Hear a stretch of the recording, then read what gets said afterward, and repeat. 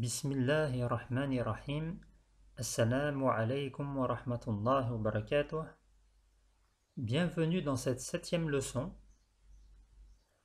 Jusqu'à présent, toutes les phrases que nous avons vues contenaient des mots masculins. Il est temps aujourd'hui d'intégrer des mots féminins. Nous allons donc parler du féminin des mots. Commençons donc avec un petit exemple. Voici le mot talibun qui signifie un étudiant. Pour dire une étudiante, on dira talibatun. On rajoute au mot talibun une lettre qui est la marque du féminin. On l'appelle le ta marbuta. Elle est indiquée ici par la flèche et la lettre qui précédera le ta marbuta prendra une fatha. On ne dira donc pas talibutun mais plutôt talibatun. Bien, voyons donc comment écrire ce fameux ta marbuta. Alors, vu qu'on écrit de droite à gauche, en venant de la lettre précédente, on remonte légèrement, puis on redescend pour faire une boucle et on met 2 points au-dessus. Le ta marbuta, lorsqu'il s'écrit de manière isolée, prendra cette forme ici en dessous. Une sorte de rond avec 2 petits points. Talibun est un nom masculin. En arabe, pour dire masculin, on dit muzakkar. Et talibatun, qui est féminin, se dit en arabe mu'annath. Cependant, il existe des noms féminins, donc mu'annathun, mais qui n'ont pas de ta marbuta. On saura qu'ils sont féminins avec l'usage au cours du temps en accumulant du vocabulaire. Voyons donc maintenant quelques phrases au féminin. Comme d'habitude, je laisse quelques instants pour essayer de lire le texte, puis c'est à mon tour.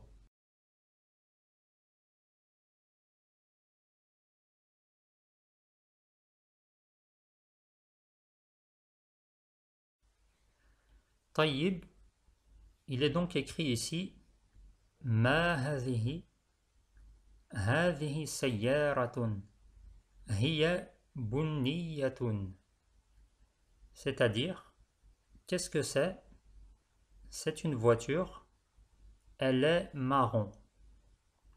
Hadhihi est le féminin de hadha. Et tout comme on l'a vu pour hadha, on prolonge la première lettre en la prononçant, même si dans l'écriture cela ne se voit pas.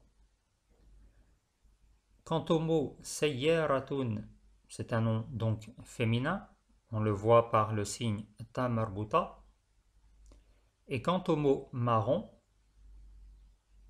au masculin il se dit bunniyun et au féminin il prend ta marbuta et se prononce alors bunniyatun. Voilà, deuxième exemple.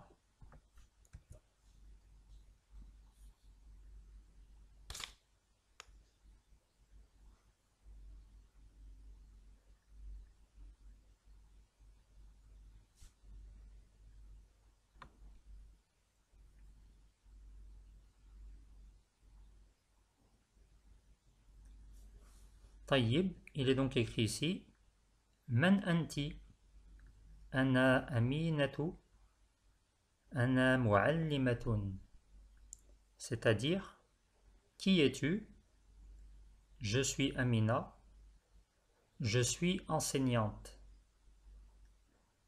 Anti signifie toi ou tu au féminin. Et donc pour le masculin, c'est anta.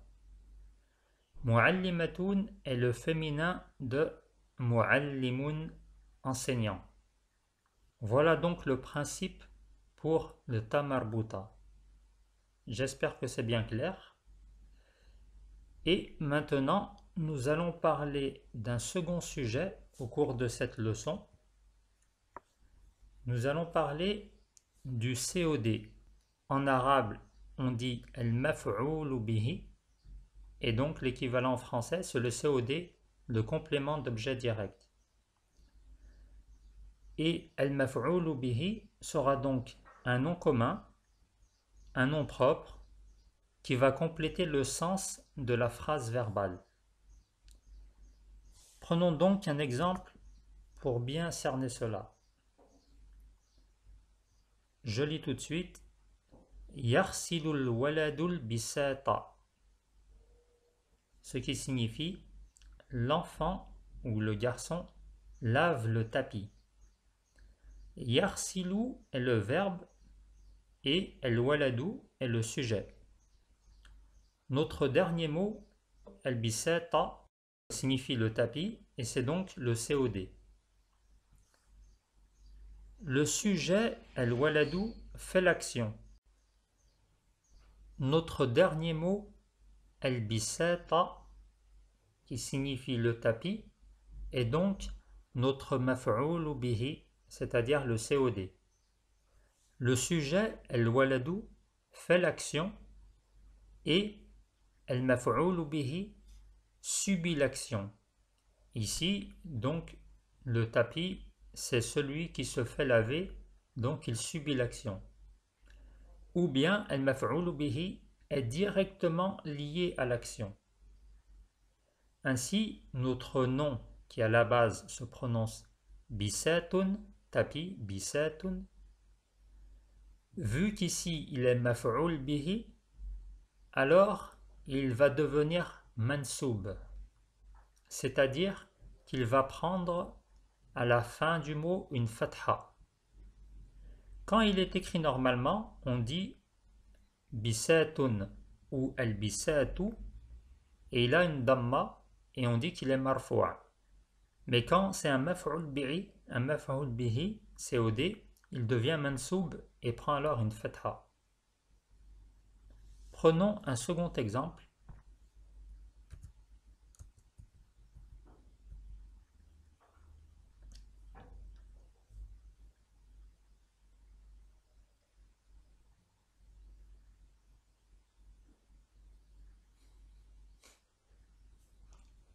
Bien, il est écrit ici Yadribul jidara bihajarin, c'est-à-dire il frappe le mur avec une pierre. Le verbe est yadribu. Ici, on ne voit pas le sujet, mais il est inclus dans le verbe car le ya de yadribu est la marque du pronom il, huwa. C'est lui qui fait l'action. Donc, on sait que c'est une personne masculine qui frappe le mur. Al-jidar, le mur, est le maf'oul bihi. C'est lui qui subit l'action, c'est lui qui est frappé. Il prend donc une fatha et il est donc, comme on a dit, mansoub. Voilà, c'est fini pour aujourd'hui. Le cours s'arrête ici et je vous dis assalamu alaykum wa rahmatullahi wa barakatuh.